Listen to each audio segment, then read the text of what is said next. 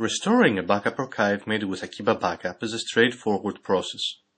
In the typical scenario, you will want to extract the archive directly to your server. You can do that using Akiba Kickstart. In order to download Akiba Kickstart, we will have to visit akibabackup.com. In the main page, just click on Download Official Releases. Scrolling down the page, you will find Akiba Kickstart. Just click on it. In this new page, the latest release is always listed on top, so let's click on it. And finally, we have to download the Kickstart package. Once you download Kickstart, you will see that it comes in a zip archive. We first have to extract this archive. If you go inside the extracted files, you will see that there is Kickstart PHP, which is the actual script, and a lot of ini files, which are just the translation files. Our next task is uploading Kickstart and the backup archive to our site server. So let's begin with Kickstart. I'm going to select all files and just move them to my site. Once Kickstart is uploaded, I will go and upload the archive files themselves. Very important. If you have a multi-part backup archive, which means that you have a JPA file, a J01 file, J02 file, etc., you have to upload all the files. Kickstart will need all of these files, called archive parts, in order to extract the backup archive, otherwise it will show you an error during extraction. So, now that I have selected both files, I will just move them to my server. Once all the files have been transferred to the server, I have to go back to my browser and launch Kickstart in order to start the extraction process. In order to do that, I will just type in my site's URL /kickstart.php. This is the first page you see in Kickstart. Take a few minutes and read the things you should know about Kickstart. When you're done, click on the link to close this message. In the archive file drop-down, you will see the archive files that you have uploaded. As you can see, there is only one item on this list. Remember that I uploaded all the archive parts. Why only one file is showing here?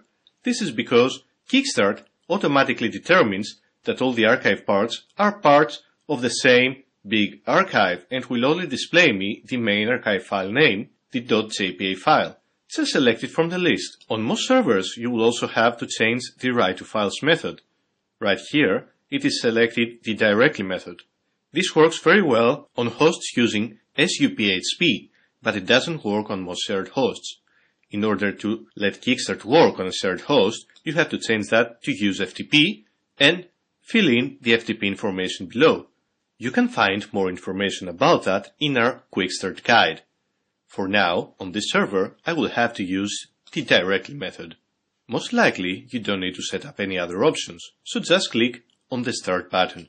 The extraction will now take place. It will only take a few seconds.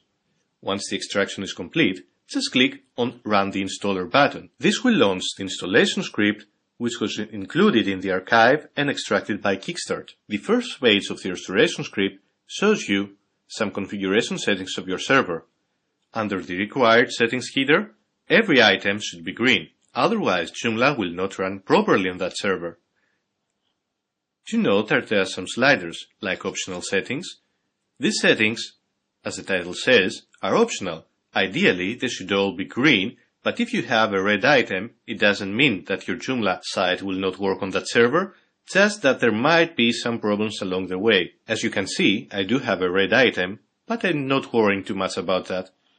Let's just click on the next button. This page allows me to set up and restore my site's main database. Akiba Backup Installer, the installation script Akiba Backup is using, remembers the previous settings of your site. If you're restoring on the same server, just like I do, you don't have to change anything here. However, if you're transferring from one server to a new server, you will most likely want to change the database server host name, the username, the password, and the database name. Once again, please consult our Quick Start guide for further information. Right now, I can just click on Next. That was a very small site and its database restored very quickly. If you have a very large database, you will actually see this progress bar being filled up until your entire database is restored. When it's done, just click on the OK button so that we can move to the next step. In this page, you can set up your site's parameters. You can change the site name if you want, the email address, or the email sender name. This next option is called the live site URL. Normally, it should be left blank.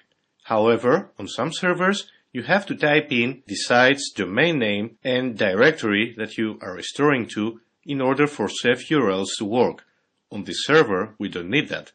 I can just click on this little checkbox here, which will make sure that the temporary and log path directories are automatically configured to something that makes sense on this site.